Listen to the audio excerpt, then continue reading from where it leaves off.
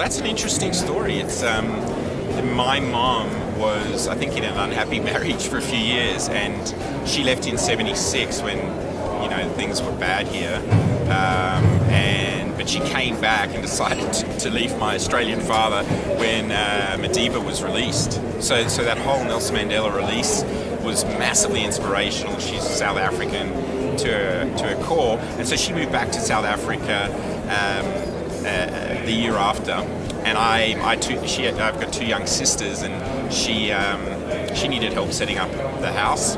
I came over, helped her set up, and I was going to leave back to Australia, and I ended up loving it here. And so I've spent kind of 15 of the last 20 years here.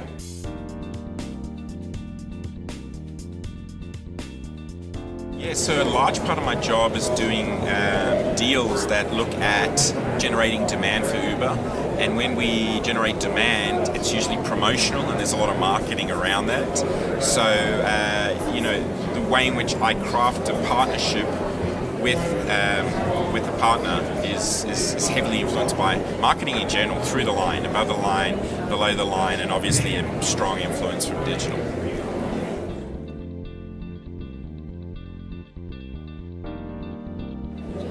Look, I think, I worry about the macroeconomics of South Africa and even the globe. I fancy myself as a bit of a macroeconomist and geopolitical kind of, I have a geopolitical interest.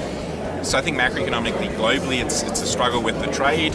Macroeconomically in South Africa, I think we got a huge problem with growth.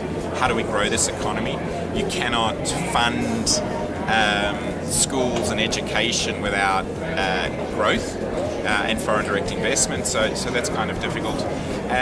In my job specifically, we need to do a lot more work with the regulators and the politicians to tell them and to try and bring them along our journey. There's a lot of things we would like to do as Uber, but we need to just do them with the government. And so, the government changing recently was put a stop to a little bit of it, but our policy people are doing an incredible job in engaging government and trying to do that right. There's a lot we can do that has social benefit, not just benefit for Uber.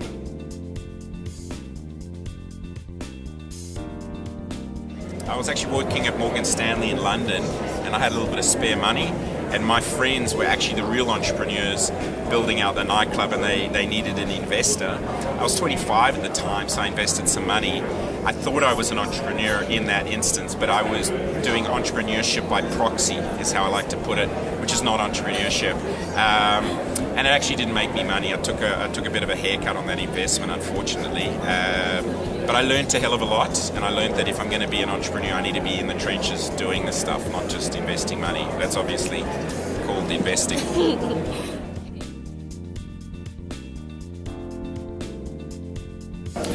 So that's an interesting question, because I think there's two parts to that story. One is the latent engineering talent in this country is huge, and globally some of the best. So if you were to expose them to global ideas, they would be, if not as good, ahead of Silicon Valley in many ways. I think there's also good examples where Shuttleworth produced security certificates for the internet in Cape Town, in a garage in Cape Town, sold that for a tremendous amount of money. There is Ronnie Apteker, who brought the democratized or commercial internet to South Africa. There is Knife Capital have just sold a business actually to Uber that was started in South Africa. The first internet banking for a customer in the world was here. So there's a beautiful legacy. The challenge, of course, is how do we get this latent talent unleashed? And part of that problem is education. There's great businesses, one by Michael Jordan, former FNB CEO, called Codex. And there's another guy called Rob Stokes that's got a school called Red and Yellow, teaching digital marketing, and Codex is programming. So we need more of these to unleash this potential. So I'm super bullish about the technology here in East Africa. Actually, East Africa is also interesting, but we need more of this cutting-edge education, and we need more opportunities for our talent. So there's still a lot of work to do. Yeah, so that's a great question. I think the two that I talked about before, Codex, the education material is online and you can self-learn for part of that course, and it's a short course. Red and Yellow has digital marketing courses online, and they're short courses. That's what you want to do. You don't want to track kids in 3 years of tertiary. You want to try and train them quickly and release them into the economy. The other interesting program is We Think Code. So I think those are three really interesting models, and they need to be replicated and funded by both government and business, and allow these kids to get quick, high talent skills and unleashed into the economy.